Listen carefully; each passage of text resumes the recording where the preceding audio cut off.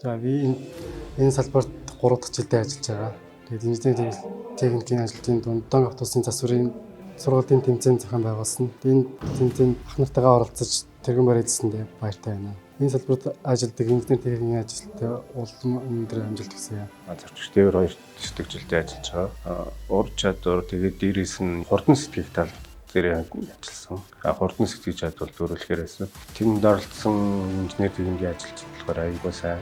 Эхний шатанд бол би бүр нэлээд хаваагаар явж байгаа. Хоёрдугаар шатнаас ер нь жоохон ойлгож эхэлсэн болохоор энд хүрсэн байх гэж бодож. Тэгэхээр бусад оролцсон хүмүүс аягүй сайн байсан. Тэгээд бусад хүмүүстээс амжилт хүсье. За би нийтийн тээврийн үйлчлэгийн байгууллагад одоо бидтэй 11 дахь жил, 12 дахь жилдээ ажиллаж байна. Одоо Ньютон бус 2025 оны ур чадварын тэмцээнд оролцоод 3 дугаар байранд орсон. Юуны өмнө бас 3 дугаар байранд ороход чанга байлаа. Оролцсон юм бүх инженер техник ажилчдаа бүгдэнд нэр амжилт хүсье.